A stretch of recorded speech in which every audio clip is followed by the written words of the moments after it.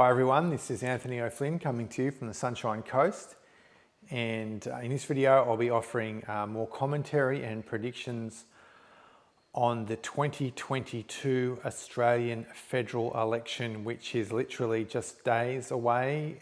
Polling has already started, and I'll be continuing with some of the themes from the part 1 video. If you haven't seen that, it would be good to watch it before this one to put everything in context of what I'm saying and my views and overall strategy that I am trying to communicate in terms of getting Australia back on track, perhaps even rebooting the country in the context of referring to it as Australia 2.0.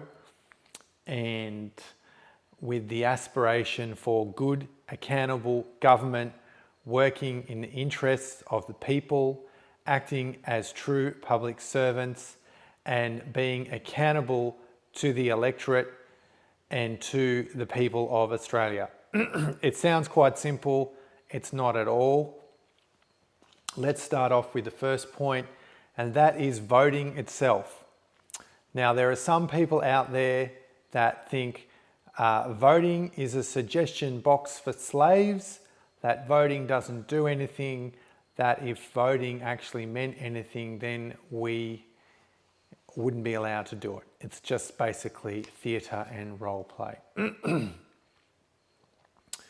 Now, while there might be some truth to some aspects of those views, I consider the attitude of not voting in an election as one of the single most stupid things that I've ever heard in my entire life, without question. And there are even people who have quite large followings in the truth community that actually consider voting to be a waste of time. I reiterate, this is the single, and beyond politics, it is one of the most stupid things that I've ever heard in my entire life. And this is the view at a deeper level of people who are so disempowered, who are in such a state of deep negativity that they actually feel they have no power, they're powerless, and cannot contribute to positive change, and feel that they cannot co-create a better future and leave a legacy of transformation of the political landscape, even by doing something as simple as voting. So in my view, this comes from a genuinely disempowered state of consciousness. And beyond that, it's a projection of inner weakness, of being fatalistic, of being powerless, being disempowered, being poor self-esteem even, it can be argued to some degree. Because the idea of not voting is so completely ridiculous, it would only work if literally every single person in an entire state, if it was a state election, or in an entire country, if it was a national election, for even the concept to be valid, which in this paradigm will simply never happen. So by advocating that you shouldn't vote, then you're actually contributing to precisely what the powers that be want you to do. And that is simply to withdraw the very limited, perhaps, power or influence that you have even through your vote. And I'm not a fan of this system at all. In fact, the more we're looking into it, the more we see that it is completely unethical. For example, the voting papers for the Senate, if you're an independent and you're in a column, a specific column is how it's structured, then you don't even get the fact that you're an independent put next to that column. So if you're from, One Nation, UAP, all the parties, it'll have that party. But if you're an independent, it just has blank. Like it would be like being in a supermarket where there's an empty shelf that maybe this voting box is out of order or it's defective or something. And so even from the very outright beginning of the voting process, the people who are running as independents are without question completely disadvantaged. Without all the other obstacles and all the other impediments they have to actually being elected, the fact that there is literally nothing, go when you vote this weekend, or you'll see various screenshots and things on social media, which again, it shows the system is inadequate, would be a very, very strong understatement. So to just clarify, I'm not a member of any political party. I don't support any political parties. I don't support any candidates in that way. However, going back to my first video, I consider it a victory for the people who, for the Australian people. Any seat that is lost to any other candidate in this party by the following parties: the Greens, the Nationals, the Labor Party, the Liberal Party. Any seats that they lose that are won by any other individual, independent, minor party, Freedom Party, whatever, for me personally, my view is that is a victory in this election for the people of Australia. Because this political system is completely broken. It is not a functioning, equitable system. It is basically like the two-party preferential voting system means that it is extremely difficult for any candidates outside those 2 or 4 parties, if you want to include the Nationals and the Greens, to actually get elected to government. Well, how do we know that? Well, statistically, 4 out of the last 5 elections were won by the party that spent the most amount of money. And for this reason, I've put together what I call this power matrix. Now, this is something that I've developed which will be invaluable for those seeking to return Australia to good, accountable government going forwards, because this will be a process that will develop over numerous election cycles. We're really only at the very start of this process, so there are a lot of good signs and a lot of very promising attitudes and activism that's been taken by the Australian people. But at the same time, there's going to be a lot of bitter lessons, a lot of squashed egos, a lot of serious reality checks for those people in the freedom parties, the freedom movement, the awakening community after this election, just to see how small-minded, how petty and how ineffective the campaigns have been by some people, and which is to be expected in the beginning, but it's largely due to a lack of genuine understanding about how to effect real change.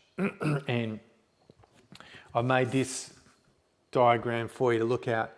Now, when you consider what's occurring with this election, the theme that needs to be integrated and understood at the deepest levels is power. If you don't understand the nature of power, if you don't understand where power comes from, how to accumulate power, how to use power, then you will never understand how to affect genuine political change. And this is intrinsic. This is like the basic understanding of this whole process. It's not necessarily being the most informed about policy or the most informed about voting patterns. The basis, the foundation for everything is power. But the framework for this video is basically power. And this goes back to the attitude of not voting in regard to power. So we have the 3 forms of power as I've defined it: political, social and economic. And we can see here that this expenditure by the parties who had spending the most in the last 4 out of the last 5 elections wins, shows what? It shows that there is a transfer of economic power to political power. And really, in terms of the election, the outcome we're looking for is to create political power. And this is something that has been lost at times among certain elements of the freedom movement to actually understand that the focus is to accumulate political power. So what is the final outcome of political power? It's having candidates get elected. And at times I've seen the conversation veer off that certain aspects, groups, whatever, of the freedom movement don't want to make it political. And that by definition is self-sabotage. So you're trying to achieve an outcome, but the best way to achieve the outcome, you're deliberately trying to avoid. It's so conflicted, it's unbelievable to think that that's what's occurring at times. Not by everybody, and not, it's a generalization, but I've seen it occurring. So really, when we look at political, in terms of the election, this is the final goal. And the outcome, as I said in the last video, is to take the emotion out of this whole process. Because at the end of this rhetoric and the campaigning and the lobbying and the overall conversation is statistics. And if you're not across the statistics, then you're not going to understand basically how the outcome is developed. So when you know the outcome at the start, then you can work back from that and see at a political level, in terms of the election, how do we create the statistics? Because it's a numbers game, and to leave the emotion out of it. And this is something that has been very, very not considered in this process. As I mentioned, in the Senate, I'll go into these numbers more carefully in the next video. In the Senate in Queensland, you need 500,000 votes. And so how are we to manifest this stronger political gain? Well, through economics. So we talked about this statistic before, that through advertising. And for example, in 2018-2019, the LNP private income was 123 million, and 53% of that was undisclosed. So we don't even know for that year who was funding the LNP. In 2018-2019, ALP private income was 77 million. 36% of that was undisclosed. We don't even know who was funding the ALP for that year. And we see that there is economic power, and the economic power translates to political power. What's the example of economic power? Well, Clive Palmer in the 2019 federal election, he put $84 million into his own campaign in an attempt to translate economic power through his mining company, mineralogy, is that how you say it, to political power. Did that succeed? Well, by what parameter? Did Clive win any seats for the UAP? No. In fact, he only got around something like 3% of the vote for the Senate. So by this parameter, by this metric, this economic power did not translate into political power. So what's another example of political power, economic power? The Minerals Council of Australia. It's a lobby group representing the mining industry, and the mining industry is very powerful in Australia. They have a lot of economic power, and then they seek to basically influence through lobby group, through this influence process, to influence political power, to get their goals met, to get whatever outcomes that they want through economic means. And then we have the other aspect of this. This is an equilateral triangle, so one is not more significant than the other, because if you have the money, then you can produce political power. The social power is basically more broad, and we can see that in terms of like conservationism, any kind of social movement, environmentalism, all these other things that basically have social influence, such as influencers themselves, but not these kind of influencers on social media. I mean, like big people who have a huge following. And this social power is basically people like sports people, celebrities, actors, anyone who you can think of that has this sort of social influence. Whether it's good or bad, whether they are promoting good things or bad things is irrelevant. It's still a form of power. And that's why this power matrix is so important to understand, because ultimately when you are in this dynamic, so various social groups can influence the political process.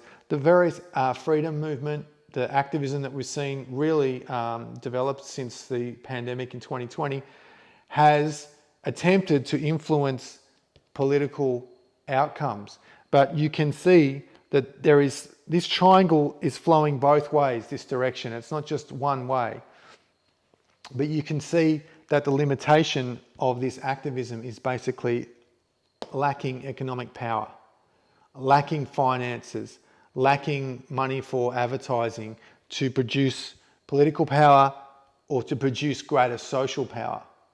So this is much more complex than the overview I'm giving tonight, but it's good to digest these three forms of power: economic, social, political, and how to basically use this to produce outcomes as leverage to produce political outcomes, or to produce economic outcomes, or to produce social outcomes. It's a fluid triangle. And this activism that we've seen in Australia will only intensify. We're only at the very beginning of this, as we are around the world. But the thing to understand is that at the basis of all of this is the concept of power. And until we actually can integrate this into our consciousness, we will not be able to be effective at influencing the basic framework for how we live in Australia at a political, economic, social level. And these themes are the three pillars for this actual very nature of power. So when we think about this and the election, it's going to be a very difficult process of digesting the outcome of the election. As I said in the previous video, I think the ALP will win. But what is the most important thing to understand at this point, at least from attempting to get better representation, a better class of politician in the parliament, is that we are still at the very, very beginning of attempting to generate this political power, because this system it's not working. People are not getting represented the way they want. And if you've ever seen how narrow this is becoming, well, the seat of Wide Bay, which is Gympie and north of Gympie in Queensland for the House of Representatives, the Liberal candidate, LNP candidate, is actually preferencing Labor third. So this means that there is a total collusion, that this duopoly of political power, left or right, is basically now concentrating even more, that the opposition is basically preferred over all the minor parties and all the independents. Now, what does that tell you about the integrity of the Australian political system and the integrity of these two major parties and this concentration of power? And it also shows how terrified the people behind the scenes in the parties are of losing seats to smaller parties, to independents, basically anyone. And that this opposition is completely fabricated. It really is remarkable. It really is remarkable. And that objective fact regarding the preferences is quite staggering. And I can't recall a time where I've seen that before until this election. And it really shows the crisis of the Australian political system. The final point I wanted to make is that what's important to understand is a lot of the animosity of the politicians, of the parties, of the government gets projected to the leaders. In the case of the federal government, obviously Scott Morrison. And what is really important to understand is that all of the direction of the bills that are passed, of the policy that is developed, and all these things is voted on or voted through by the sitting members. And what I'm saying is that this wouldn't be allowed to occur if it wasn't for those politicians who are running for office, that you'll see their faces on the how to vote cards and the placards when you're driving around your area. They're the ones that are making it happen. They're the ones that are ruining the Australian way of life. And this weekend is our chance to hold them accountable, because there has been such a lack of genuine opposition of those sitting members, even in the Labor Party, and the coalition, the LNP, are the ones voting through this legislation, and they're complicit. And without their support, without their vote, then much of what we're seeing transpire, at least in the short term from the current administration, would not be able to occur if it wasn't for them individually. So when you go to vote this weekend, forget a little bit in terms of your mindset around the leaders, whether it's Albanese, Morrison, Barnaby Joyce, and understand without the support of the member who is representing your electorate, this wouldn't actually be able to occur. And it's such an important point, because we need to send a signal, a clear signal, that the age of apathy in Australia is over. The age of she'll be right, mate, is over. And the age of letting these sociopaths ruin our country, ruin our way of life, and then re-voting them back in at the next election, that is done. That is finished. That whole paradigm is ending this Saturday. So I hope that's of some help. I've got another video coming before the election, going into the details a little bit further. Thanks for watching. Stay strong, Australia.